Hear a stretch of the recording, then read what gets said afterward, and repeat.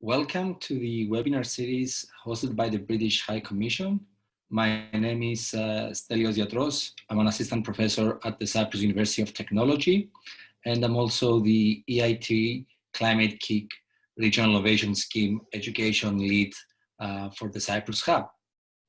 It's my honor today to speaking to Professor Joanna Haigh, who is an atmospheric physicist and for 5 years the coordinator of the Grantham Institute on Climate Change and the Environment at Imperial College London.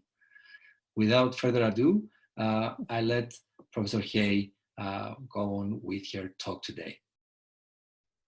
Well, thank you very much for that introduction, Stelios, and it's an honour to be here. And it's a delight that the Cyprus High Commission is doing this work on climate change. So I'd like to just do a very short presentation as a background to this discussion. And if I can share my screen now. So this, of course, is a plot which many people will be very familiar with. And it's showing the global average surface temperature of the Earth over about 170 years. And it wiggles around up and down, but you can see the unremitting trend over that period is upwards. And so that of the 7 warmest years that are in this curve, they're all the last 7 years. And you can see that 2019 was the 2nd warmest year. 2020 is going to be definitely going to be the warmest in Europe, and it may or may not be in the world, but the whole message is that we're getting warmer. Now, does that actually matter? Well, you might think, you know, this is 1 and a bit degrees over that period is a number of other factors which affect us much more. First of all, to say that the warming is driven by atmospheric carbon dioxide that's coming from human activities. And you can see it's rising there since 1960 from these measurements at Haigh, and it's been going up from about 290, which it was before the Industrial Revolution, as high as it is now for at least 3 million years, probably longer. So that's a very long time. Humans didn't evolve on Earth till 200,000 years ago. So you can see that this is a really big difference. But if we look at the other factors that are going on, as well as global warming, this picture here, which looks a bit complex, but what it's doing is identifying some of the other factors that are going on, have been observed to go on in response to global warming. And you can see these little icons around the outside, which are symbolizing different factors. So, for example, we've got over here rainfall, forest fires, temperature, flooding, crops, snow, tourism. This one is infectious diseases brought by insects and wildlife. And these are all factors that have been observed to be responding to climate change at different places in Europe. We can go into this in a little bit more detail. You can see these colours respond to different parts of the map. And the Mediterranean here is identified as this pale yellow, and these are the 4 main factors. And I'm going to put up a list, which I'm sure everybody doesn't want to read now, but you can see, just glancing at this, the number of things that are going on in response to climate change in the Mediterranean, which are going to affect the way that everybody lives, the way they do business, and indeed their provision of situation. And so clearly we need to act on this. The world needs to act on this. And of course, what happened 5 years ago now is at the United Nations climate conference in Paris, there was a unanimous agreement to do something, which was in itself a remarkable achievement. It was a unanimous agreement to try and keep global temperature rise to less than 2 degrees above what it was before the Industrial Revolution. And that indeed they tried to put an extra bit on that and try to keep it to below 1.5 degrees warming. So this was a huge achievement for that agreement to actually have been agreed. And we mustn't forget that international agreement is possible, and this was a demonstration of it happening. But of course, it's 5 years since that meeting now, the COP, Conference of Parties in Paris, and COP21, and we need to be seeing what action has been taken and what's happening now. And this brings on to my next slide, which is refers to the global emissions gap. And what that is a difference between what is needed and what's actually happening. What this plot is showing is what's been happening in historical emissions up to the Paris meeting in 2015. That's shown in the black curve. And then the coloured curves are all indications of what might happen in the future. The blue-grey colour, dark blue-grey colour here, is if the countries all continue with their current policies, and you can see that there's very little change. It's continuing to go up. This little dip around 2020 is due to COVID. Makes no difference in the longer term. If all the countries lived up to their declared contributions to the Paris meeting, the emissions would decline to this lighter blue curve here. So that's clearly better than current policies, but unfortunately it's nowhere near enough. So that's even if the countries do what they promised. We look at the other colours here, and these are what needs to be done in terms to meet the 2-degree target, which is shown in yellow, and the 1.5-degree target, which is shown in green. And you can see we need sharp reductions in emissions starting now. And indeed, to get to 1.5 degrees, we have to get emissions down to half what they were in 2015 by 2030. So this is a huge challenge for us all. It really sets very clearly what needs to be done. So where are the greenhouse gases coming from? On the left here, we have the sources of greenhouse gases in the globe, and you can see about 1/4 of them are coming from production of electricity and heat, about 1/4 from agriculture, and then other factors there on the left. Of course, it's not the same all over the globe, and on the right I'm showing what is coming from the EU. And you can see that compared to the global, we find that the agriculture emissions are quite a lot less, so it's 10% rather than 24%, but the transport emissions are much greater. So clearly, in the EU, we need to be putting a big emphasis on what we're doing about land and air transport. Of course, each of the EU countries is also different to the others, so national decisions will need to be made as well. But this is showing where the effort really needs to be made. So what can be done about this? Well, this is just one perspective from the International Energy Agency, and it's showing the different sources of electricity generation, so the different energy sources for electricity.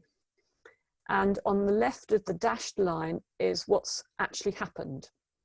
So we can see that the dark brown curve, which is coal, has peaked and is on the decline now down here to the present day, or 2018. Gas is very variable because it's very flexible, and it responds to what else is coming from other places. It can be switched on and off. So that's dipping up and down. Oil has been on the decline down here in red. Nuclear sort of flat, slightly declining. But if we look at the renewables, the sources of renewables, we have solar PV has been increasing over that light brown colour, bioenergy and the dark green, and the big increases in wind here. So this outlook from the International Energy Agency is projecting what could happen into the future. And it's suggesting that there could be a huge increase in onshore and offshore wind, such that that's by far the largest contributor to global electricity generation by 2040, with coal almost gone. So this is a perspective that perhaps we can follow. And I think just to finish off, we're in the situation now of this horrible global pandemic and disease. And of course, it's having a huge hit on the economy. And many countries are thinking how they're going to recover from COVID-19. But I think we need to think about this as an opportunity, not a threat. Clearly, there's going to be a lot of funding needed to get industries going again and get everybody recovered. But if we take the right steps, we can do a green recovery, which then has a win-win situation. And it can have advantages in many aspects of the environment, as well as producing a more healthy background for us all. So I think I'll just leave that list up there and finish here. Thank you so much for Okay. insightful talk. And indeed, it has painted a very elaborate picture of what has been going on in terms of the temperature and also how these planned activities and strategies can help us also for a green recovery during the pandemic, which effectively it just followed a much needed economic recovery. A lot of the nations are still recovering, especially in Europe, from the 2008 financial crisis. So people have been looking at climate change at the back of them. Before we look at these questions about the recovery, I would like to start with a more basic question, and which I suppose it would be appropriate for also the audience in Cyprus. There is a lot of talk, and especially as people get the information from social media, about confusing the local weather patterns with climate. Yeah. So climate change is just weather, and now we also see it not just in smaller places like Cyprus, but in places that you would have considered more advanced. How do you fight this misinformation of campaigns that deny climate change, and how can we help the public make distinctions between the two? So there is a lot of confusion, and as you say, there are some campaigns that seek to sow wrong information, and you could call these the sort of denier lobby. And originally, of course, they were funded by the coal and oil companies. I don't think that's true anymore. I think the fossil fuel companies are now have got the message, but there's still people who I think believe that somehow or other they don't want to be told what to do, or it inflicts their personal liberties, or for some other reason they are against doing things on climate change, and they decide to spread misinformation. And as you point out, something that's very easy to confuse people with is the difference between weather and climate. So I showed you right at the beginning that plot of the temperature going up and down. It's wiggling around all over the place on top of a strong upward trend. And of course, if you look in particular locations on the Earth, particular countries, but also people live in towns and smaller places, and the weather in those places will be much more variable. And so maybe you see in your town or village that it's actually colder this year than it was last year. And you say, well, you know, where's this global warming gone? So I think we need to try and make it clear that it's what's happening as a typical average effect over larger areas and over slower time periods than these sort of very sharp changes. I have to say, when Boris Johnson was mayor of London back perhaps I don't know how long ago it was, 10 years ago, it was a cold winter in London, and he made comments about global warming's gone away. So it's not just ordinary people who are making these comments, it's people in power too, and we really need to make sure that the information is out there so that people can understand what's right, what we know, and also what we don't know and some of the uncertainties, so that we're not trying to sort of bowl them over all the time. Yeah, Suppose we also see a lot more, let's say, freak events happening, and they're being interchanged. So it seems that colder winters are followed by really, really warm summers. But it's about making the distinction. Going back to your slides, we have seen that there has been a short-sighted approach from some nations in dealing with a pandemic, trying to use old solutions to new problems, which seem to sacrifice or stall action on climate. But as you have noted, actually climate change may be reinforcing both the frequency and the severity of such pandemics. Yes. What would be your advice to leaders of such nations that they're trying old tricks, or better? Well, I wouldn't seek at all to tell them what to do, but I'd ask them to look at the evidence and look at the opportunities. So, as you say, it's a huge challenge, but we've got to face COVID, but we've also got to face climate change, which is an ongoing huge crisis if we don't do anything about it. So maybe rather than looking at the short-term costs of action, which perhaps this is what putting countries off, they might like to look at the costs of inaction, which in the longer term are much, much higher. If we don't do something about climate change, there's going to be a huge amount of costs in terms of recovering from weather disasters, looking at food and water shortages, and also effects such as you've mentioned of the impact of climate change on further disease spreading, and then possibly on the migration of peoples away from places where they can no longer get food and water to other places. So I think the costs of inaction are much, much higher than the cost of doing something about it now. Yeah. And as everything is interconnected in this, it's actually one planet, nobody is really safe, or at least not part of the system that is changing and will be triggering all these different problems.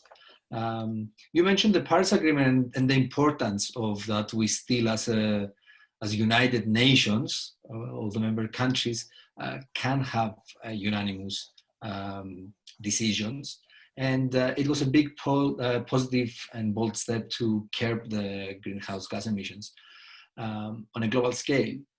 Since then, and as your slides have shown in your graphs, there has been some backtrack. Some countries struggled to meet targets. Others left the commitment, hopefully just not for long. And those ones who are trying, they might have insufficient planning or low ambition in policymaking and enforcement. Can we have high hopes on COP26 to invigorate the interest for more ambitious commitments? Yes, of course, I hope so. One thing that the countries are meant to be doing before the COP is submitting their revised commitments. So they submitted their commitments to Paris, and they're meant to be submitting revised commitments, and very few countries have actually put those in. There have been a few that, as you say, have said that they're not going to do anything, or they're not going to make any change commitments. And that's, of course, very disappointing. But there's a large number who have yet to make their promises. So we wait and see what's going to happen there. But there's been some real positives. The huge thing that's happened is, of course, that China has stated its ambition to get to net zero emissions by 2060. Now, this is a quite extraordinary announcement, and one that really should boost all the other countries along. By itself, that change, if China achieves those ambitions, it will reduce the global warming by 1/4 degree by 2100. So, I mean, you can see the impact of that. But the fact that China's doing this, it will be developing its own economy, and it'll be doing all sorts of other activities and investments, and that can have a spillover effect into other countries. So I think the fact that China has made these statements really shouldn't be underestimated. There's a number of other activities going on. Of course, we had the announcement by the EU quite recently on Next Generation EU on green. The pillars are green and digital. So that is where they're going to put their investment. And this is hugely important for achievements in the EU region. And I think also in terms of engagement, there's been quite a big activity in the private sector now.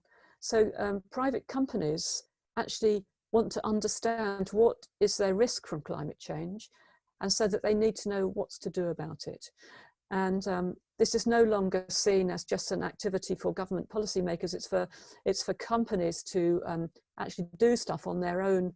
Well, it depends on what they're doing, but their own activities, their supply chains, where they buy the material from, and all the rest of it. And of course, we have ex-governor of the Bank of England, Mark Carney, who's now the United Nations spokesperson on climate change, is really getting the business and financial people really involved in this. And that's a huge new angle, which is very important, has grown hugely over the last few years. And then in the United Nations, we have what's called the Race to Zero campaign. And this is a very nice activity, which is, it's individual cities and regions and businesses and some of the big investors and the universities, and so these smaller entities all working together, thinking what they might do to help shift to decarbonisation and get that in train before COP. So I'm very hopeful that something will happen with COP, because there's so much work and activity going on in the background. This is some really, really good news, and it's great to see that since COP21, it has really started making an impact also on private companies and also even smaller companies. Even in Cyprus, the Federation of Employers and Industrialists has been pushing even smaller and small to medium enterprises to make their own commitments curbing. So having big states like China, as well as global organizations like the UN working with smaller entities, we are very hopeful that we will see something which will inspire also the rest of us in COP26. And on the inspiration side, in the past few years, and obviously from Paris onwards a lot more, we've seen students across the world taking the streets to make their stand on climate emergency. And there's a lot more talk, not just climate change, but it's actually climate emergency.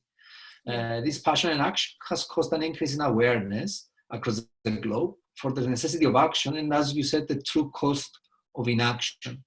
So what shall we tell these young people in the movement? How can they act beyond protesting and actually become the change they want to see? How can they get involved now that they've passed the message of awareness?